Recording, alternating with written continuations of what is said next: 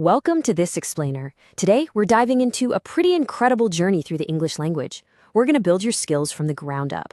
We'll start with the sometimes tricky rules of how we express time, then move right into reading and talking about our own personal family histories, and finally, wrap up with some literally life-saving health survival language. If you're looking to communicate more clearly and confidently, well, you're absolutely in the right place. Let's get to it. Here's the game plan for today. 1. English verb tenses. 2. The Bloodlines article. 3. Family history. And 4. Medical symptoms. Section 1. Mastering English verb tenses. Okay, so to talk about our personal histories, we first have to totally master how English handles time. It's like a giant puzzle, and for pre-intermediate students, getting a feel for this is a huge breakthrough. Look at how actions are separated here based on their relationship to right now. On one side, we've got the simple past. These are actions that are firmly 100% finished in the past. And then we have the present perfect. We use this for actions that kicked off in the past but are still rolling along, or at least still have some real effect on the present day. The way I like to think about it is this. The simple past represents a closed door. Think about the sentence, "When she was little, she agreed with all my opinions." That time of being little, it's over. The door is shut.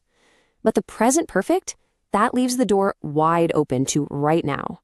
So if you say Bella has been studying English for 5 years, it means she started 5 years ago, and yep, she is still at it today. Now, if you ever find yourself getting stuck, memorizing these specific signal words is hands down the fastest way to grab the correct tense in the middle of a fast-paced conversation. Words that lock into finished time, like yesterday, last week, or in 2016, those demand the simple past.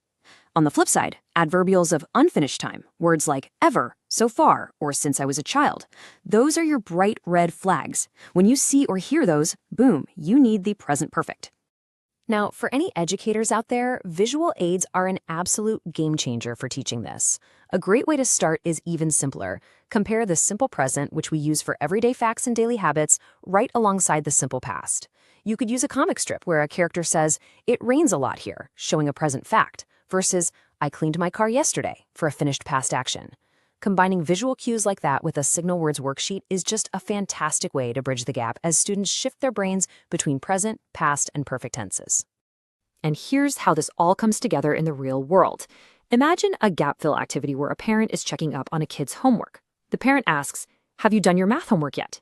They're using the present perfect there because it matters right now, right in this moment. Then they follow it up with, "The homework you didn't do yesterday?" Now, they switch to the simple past because, well, yesterday's done and dusted. Seeing these tenses bounce off each other in a natural dialogue really makes the rules click into place. Section 2. Reading the Bloodlines article. Armed with our new grasp on expressing the past, let's dive into an incredible reading comprehension activity called Bloodlines. This text brings the diverse, really vibrant stories of immigrants in Queens, New York to life. Take Richard, for example.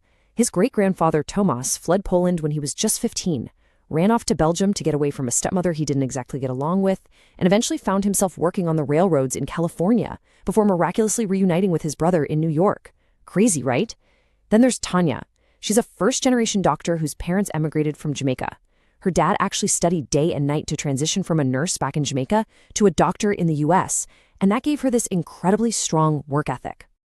There's this really powerful quote from Richard in the text that goes, "All of us have a strong sense of belonging to a group that has struggled and fought together to succeed." That just perfectly hits the nail on the head as to why tracing our ancestral history is so meaningful. It's way more than just memorizing names and dates on a family tree. It's about grasping the deep resilience and the shared struggles that got our families to where we are right now. But to truly understand a text like this, we have to evaluate it critically. Because real comprehension goes way beyond just remembering facts. It forces us to figure out the author's underlying message through activities like this multiple choice task. So what conclusions do you think the author wanted you to draw after reading the article? Ask yourself that question to actively engage with the story. Does the author want you to think about how immigration has benefited America? Or maybe the focus is on the incredible motivation immigrant families have to work hard? Or could it be highlighting that many immigrants actually struggle to adapt because of cultural differences? Impartially evaluating these different options really forces us to read between the lines and actively process the English we're taking in. Section 3. Speaking about family history. Now it's time to take those reading comprehension skills and turn them into active speaking practice. When we talk about different generations, it helps to start by looking at our own family tree. Think about the big differences between your parents' generation and your own. Doing this is actually a fantastic, natural way to practice all that past tense grammar we were just looking at. To get the conversation flowing, you can critically debate specific areas, things like upbringing, free time, work opportunities, or the standard of living. Honestly, which generation do you think actually had a better life? Did your parents have a freer childhood than you did? Is the outside world more dangerous now? Grappling with these complex societal shifts in English is an amazing exercise for building your fluency. To dig a little deeper into this, try honestly answering some survey questions.